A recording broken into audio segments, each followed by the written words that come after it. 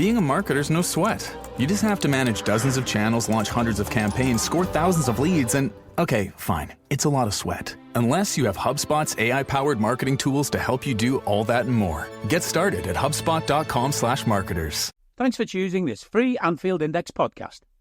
If you'd prefer to listen to this or any of our other shows without adverts, then now's the time to check out Anfield Index Pro.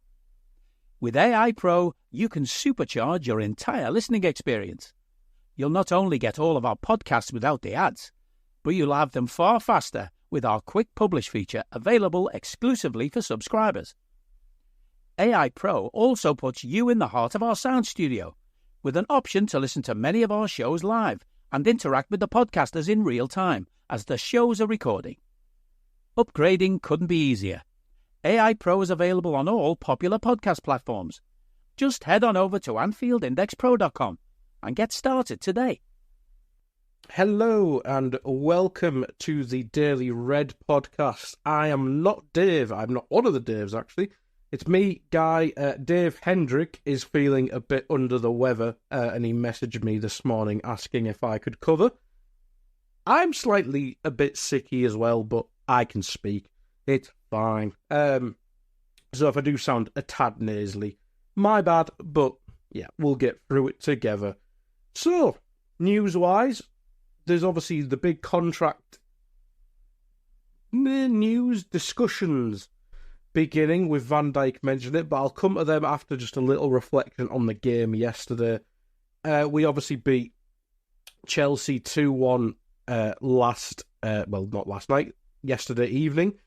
It was a bit of a strange game, wasn't it? I mean, I was listening to the Totally Football show and they said it felt a bit mid-2000s, and I can kind of see where it comes from. I don't think it was as tense as the classic Rafa versus Mourinho rivalry, but it did have an air of that tensity. But it almost felt at times slightly a low-quality game, where I think we were excellent off the ball, apart from that spell where they obviously scored, and maybe the start of the game where we were a tad rushed, but it was a weird game. Like, I think Salah played well, he got a goal and an assist, obviously. Jota and Darwin played really well off the ball, but we couldn't really get them too involved in terms of goal-scoring opportunities. I think Darwin had a hand in the winning of the penalty, didn't he? I think he did. I think he passed the ball on, if I remember correctly. Gakpo, I'd probably say, had an industrious game. I'd probably say the same for Diaz. It's a bit of a strange one. We couldn't really get at Reece James, who's obviously missed, basically 3 years of football, 2 years of football now. So it was almost disappointing we didn't really get to test him directly. But I think a good sign from the start of the game, I think we obviously lost against Forest, and you could see, and that was after the last international break, I should add, and you could see the fatigue in our South American players, and the team selections from yesterday is showing that Arne Slot's learning. He doesn't play Diaz, he doesn't play McAllister, who obviously had a knock going into the international break, so that might have determined that one a bit more, but I think he's realised that South America's a long-ass place, a long-ass time away.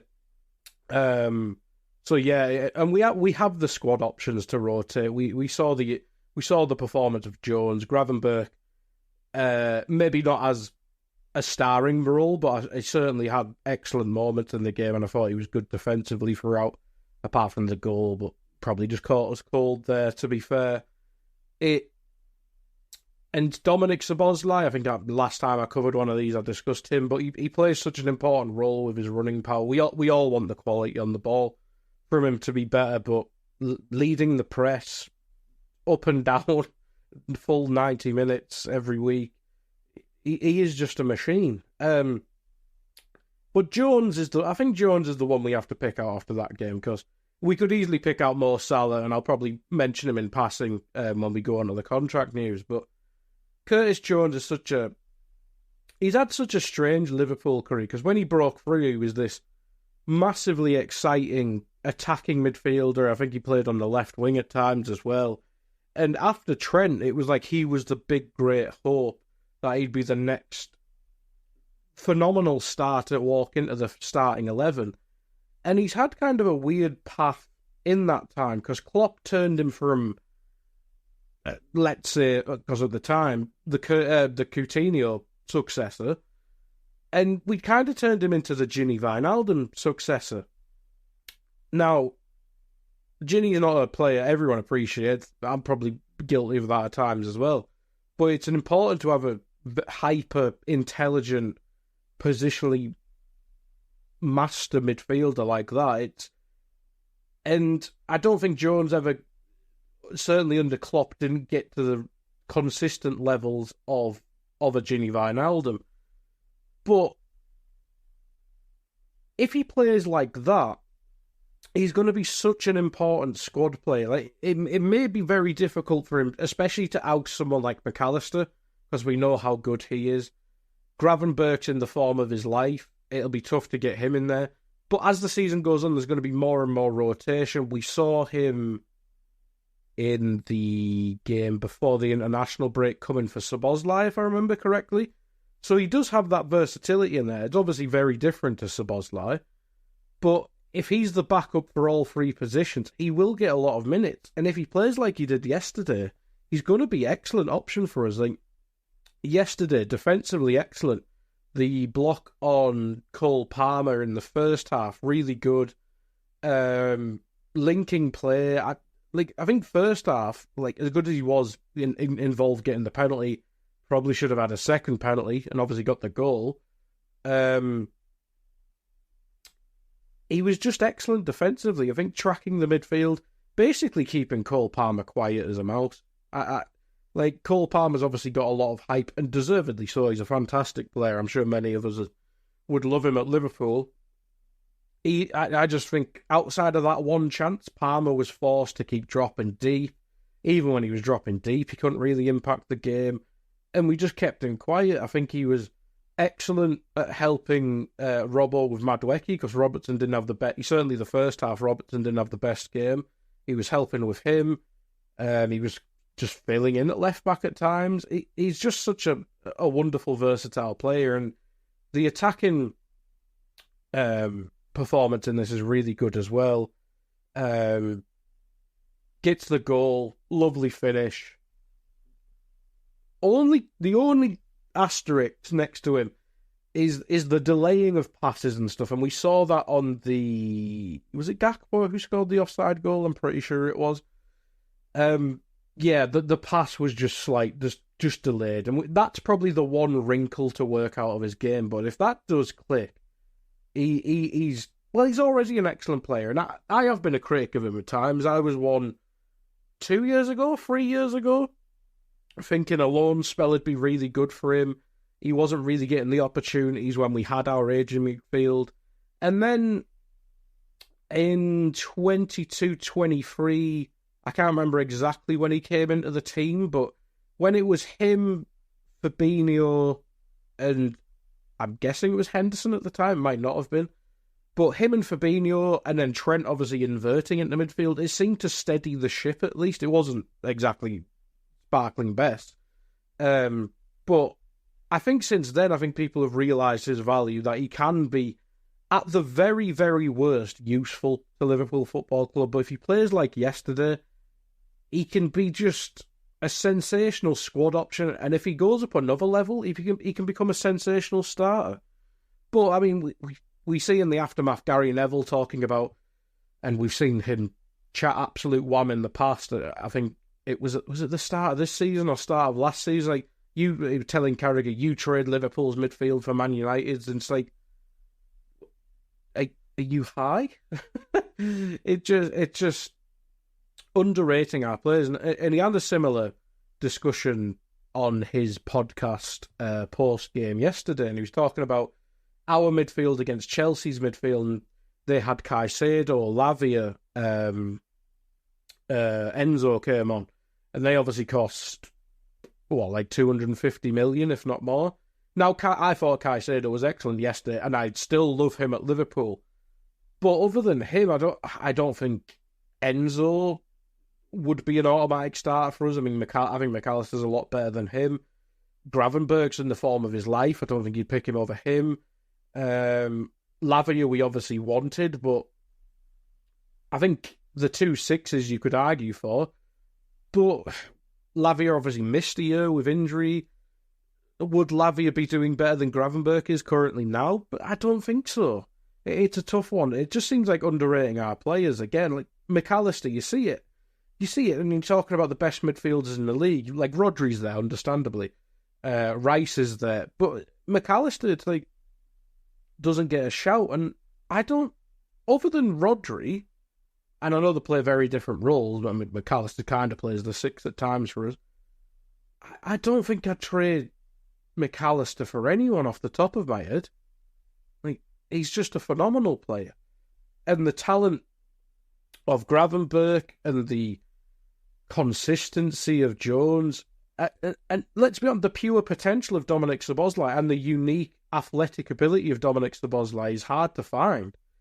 So, yeah, our midfield, it may be missing a natural number 6. Endo's still there, but if we find a natural number 6 with the comfortability on the ball, it's basically a complete set. We've got good young players like Morton. He's not exactly a breakthrough player, but he's an interesting player. We've got James McConnell. We've got Trey Nioni. There's probably other youngsters I'm forgetting. Bajcetic, obviously out on loan. So we have a good young crop of players coming through as well. It's just, the midfield, I think, if we got the Zubimendi or if we got the Caicedo from last year, that'd be the complete set, which probably missing one, but I don't think it's as great a need as we thought going into the season. But yeah, Jones really good. It was a really nice performance from him, and I'm really happy for him. Let's go on to the contract news then, and let's have a looky. Van Dijk, I'm on This Is Anfield because why wouldn't I be? Van Dijk said in his discussions with the right people over his Liverpool future as the club captain moves into the final months of his contract. I can't read today for some reason, seemingly, but this is just excellent news. I think we all expected or hoped that there's negotiations going on, and there probably has been for a while. There's probably has been with all three for a while, or you'd hope there would be, because it'd be concerning if not. And they probably just want to keep it low-key. But now the fact that it's in the public domain from Van Dijk's mouth himself, you'd kind of expect, or maybe it's just foolish hope, you'd kind of expect, or maybe just hope, that this kind of speeds up the process, or we might be even near the end of the process. Because, let's be honest, I mean, Van Dijk, getting a good centre-back is it's just a rarity nowadays. Like, you look, like, Arsenal went for years, barren at centre-back. Like, Koscielny and Mertesacker were okay, but after that, we all remember the dross at Arsenal. Mustafi, Socrates, etc., etc. They find Saliba, and it's like gold dust. Gabriel's fantastic as well, but I think the partnership of them two is the real diamond there. We were, maybe not as bad as Arsenal, because I say Mustafi. But we remember the years from basically after Carragher aged out, Skrtel, Sakho, Emre Can in a back three, and that was probably our best. A back three of them three. And then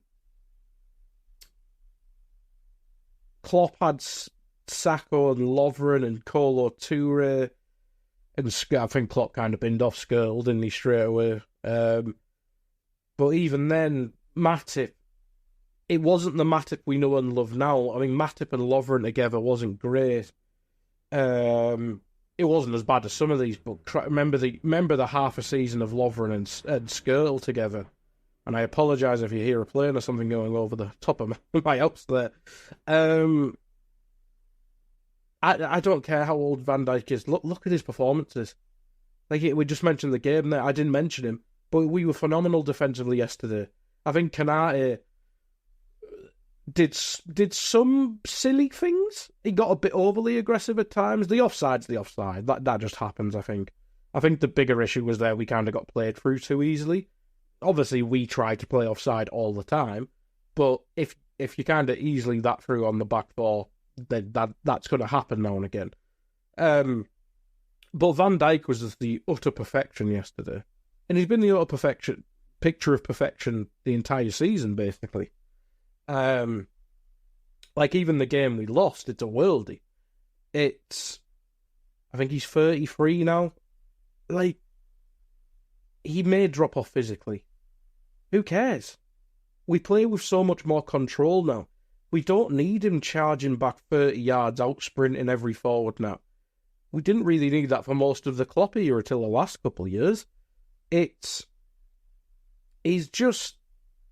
one of one. Like, there's no centre-back in the world who can replicate what he's brought to Liverpool and what he can bring to Liverpool still. Like, I think he's 33. He's 33. Who would we want to be a successor? Because, from my eye, we'd have to target quite a young centre-back and kind of grow him into it. Like, who have we been linked with? Diamande. I know Hincapié has been linked more so as a left-back, I presume. The other, Inacio, probably again, similarly, a left-back. More thinking. We were linked with Van de Ven before he went to Spurs. Like, even if you look at the other great centre-backs in the world, we can't get anyone from City, we can't get anyone from Arsenal. Who's up there in the upper echelons of centre-backs? Militao won't be getting him out of Real Madrid. Rudiger won't be getting him out of Real Madrid. Arejo, I mean, Barcelona are a mess, but I think he's had massive injuries in his career, and I'm guessing he's on quite a lot of money. He's probably one, but can he do what Van Dijk does? I don't watch La Liga because, well, it's not the same since Revisited La Liga's gone. One for the 2000s there. He's just irreplaceable. He is irreplaceable. Like, you could mention numerous names, and they still can't do what he can do. So if he wants 3 years, if he wants 5 years, if he wants 10 years, I don't care. He can be an ambassador for the last 6 of them if he buggers off. He's that good, and yeah, one of one. And it's just a shame that we're in this situation with 3 one of ones. Like Mo Salah, goal and assist. I know it's a penalty. The assist's phenomenal. It's a great pass. He was... The thing is, I think they're starting to highlight it a bit more on commentary now. But the way Salah holds up the ball is, like, I don't see many other wingers doing that. Like, he's got better hold-up play than someone like Haaland, who's 7 foot tall and a Viking. It's terrifying. How can we replace that? Add on the fact that this was going to be the next news story. He's closing in on Thierry Henry for goals. But Thierry Henry, listen to that name. Thierry Henry is probably undisputedly the best footballer in Premier League history. Salah is on 162 goals. He's one behind Fowler, just looking at an article from Anfield Index. On our site, I should say. He is 13 goals behind Thierry Henry. He can do that this season easily. He probably should, barring injury, he should do that this season. Thierry Henry. Listen to that name. This is the lad who gets compared to... Gareth Bale was a phenomenal footballer. Hazard was a phenomenally overrated footballer. He was phenomenal, let's be honest. We're in a different stratosphere of these lads. Like Gareth Bale had some really excellent seasons at Tottenham, and then he was phenomenal for Real Madrid. Obviously, was kind of big moments, and it was hard to replicate the week to week. But he obviously had phenomenal moments and stuff like that. But in terms of Premier League, like, Salah is undisputedly the best right winger, the most iconic right winger, the greatest right winger in Premier League history. Like, your alternatives there, Ronaldo peaked after he started his peak at Man United and kind of kept it going for 12 years, but Salah's outdone his Premier League. I don't care about the trophies. Like, we're up against Man City. It's a different beast. Beckham, it's very difficult to compare Beckham and Salah, isn't it? Because Beckham more so, I think he mentioned it himself, he'd probably be a right back nowadays. I'm probably forgetting some obvious people, but I just don't see how anyone can argue that Salah is, if we're starting a 4-4-2, a 4-3-3, of whatever, the Premier League greatest team, he is the right midfielder, he's the right winger, he just is. And there's so many undisputed, underrated aspects of his game. Like, I think everyone just thinks he's still that goal machine. He only does goals, whether it's scruffy connection, excellent connection with the ball. He has no technical ability. They think he's that the player from the first season where he scored like a million goals. The way he's developed in the last few years in terms of creativity, linking play, holding up play, he's just so well rounded, and it's a goddamn shame, because if he was at Man United doing this, or Chelsea or Arsenal or Man City doing this, he would be beloved by the neutral. Because he's at Liverpool, there's always that question mark. Is he that good? He's a phenomenon. But on our third one of ones is Trent. Trent is so unique. Like, we see the technical ability. It was a strange game for him yesterday, because I don't think he was able to get massively involved on the on-ball, but as I mentioned, it was a bit of a weird, tense game. But defensively, he dealt with two wingers really well. I think he had a couple moments where he kind of went walkies a bit. But Sancho, it was a really good duel. I think Trent got the better of him. Obviously, he got subbed off at half-time. Neto, a player who's given us nightmares in the past, comes on, gets a little bit of change out of Trent. Then he moves to the right side, and then we obviously bring on Joe Gomez, and Gomez was just unbelievable when he came on. I think Trent's developing again. Like, maybe not developing. I think he's getting back to where he was 18, 19, 19, 20, because he was a phenomenal, well, it's phenomenal, probably too strong. He was a really good defender. If he gets back to that, and we obviously want more control than the Klopp days, we just got to pick and choose the moments where he can show his excellent ability on the ball. He's one of one. These three lads need to get sorted, but now that Van Dijk's got it in the public space, hopefully that's done. Hopefully by the next international break, whenever the hell that dreaded time is. So hopefully that's done soonish. Trent's the one that's obviously quite kind of more pressing, because he's obviously the youngest. He's the only one, I don't think, who's publicly stated he wants to stay. Whereas I think, as I mentioned, Mo's chasing all these records. It'd be daft for him. It'd be daft for him to leave, and it'd be daft for us to allow him to leave. Now, if he's wanting, I don't know, 700 grand or whatever, it's a bit of a dick move, but I don't think he will be. He clearly loves Liverpool, and we've heard Mika Richard talk about him at Fiorentina, where he's saying, I want to be at Liverpool. This is his destination. Like, Salah could easily go to Real Madrid, Barcelona.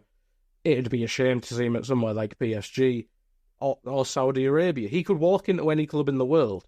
He really could. But if he's picked Liverpool as his destination to break all these records and hopefully stay for the next 3-4 years or whatever, we have to reward that. Still can't speak. We got to get it done. We got to get all three done. I don't care about wage structures. I'm a fan. I'm not the one to balance the book. It just shows, if you're here, if you become an icon of this football club, you can earn the big money here. But if these three aren't worth breaking the bank for, we will never break the bank for a player wage-wise. We have to. Like, Salah's already our highest earner. I think he's on 350 with bonus, and then bonuses added onto that. I'm pretty sure Van Dijk and Trent are in the group just behind Salah. I don't think they get up to that much. But if it takes paying them all over 250 to 300, it's un-Liverpool to do, but these are players that all three of these players play for every club in the world. And we have to respect that, and we have to pay for that. That's just the reality of football in 2024. You have to pay up or you get left behind. And I don't want to open up the thing, but we haven't done that in the past. But yeah, we just simply have to pay up for all three of them. I don't really care. We just do. On to other news. I know I've been going for about 20 minutes, but I'll go through some quick things. Zidane talks about Anfield, saying it's one of the best stadiums he's ever been to. But looking at this Echo article, he mentions Anfield, but he only played in it, apparently, for France against Netherlands, which is a bit strange, but I suppose we weren't in the strongest eras when Zidane was playing at his best. He also mentions Old Trafford, but that doesn't matter. Zidane obviously managed against us, but I think that was during COVID, so I wonder if he's been kicking about watching the odd game now and again. But yeah, really, it's always good to see.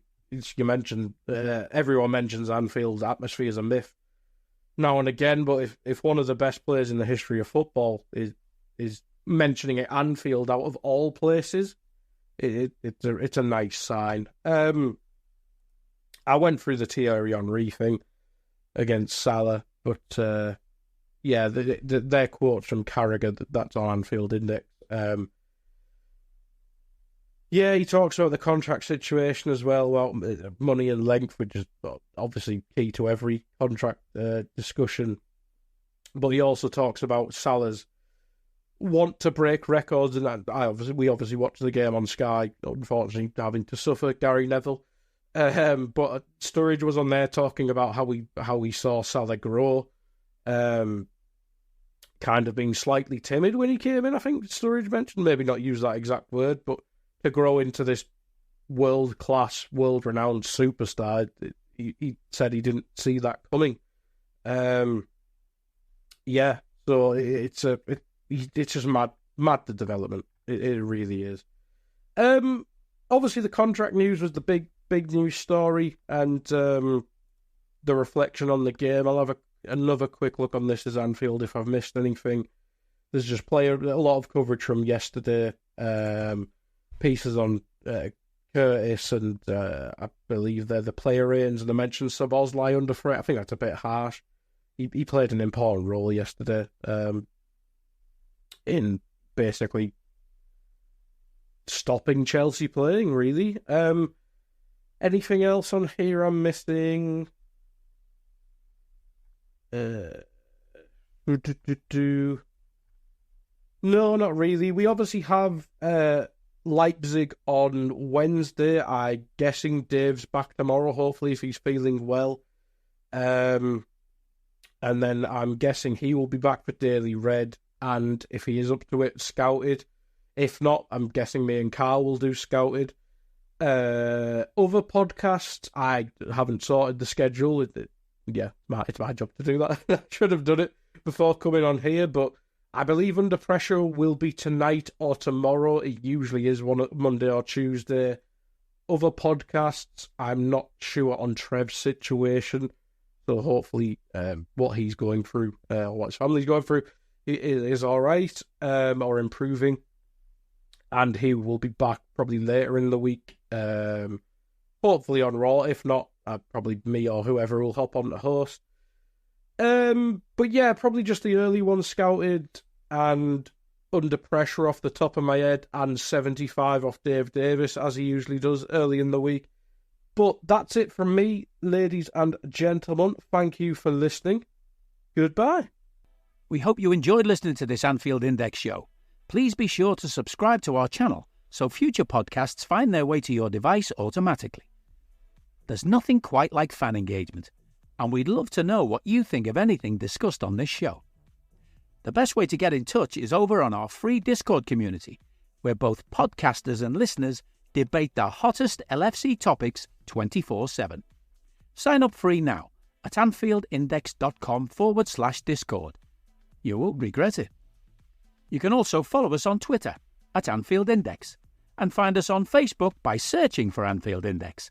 Oh, and before you go, we'd love it if you could leave us a 5-star review on your favourite podcast app. It only takes a couple of seconds, and it means the world to the people who create these free shows.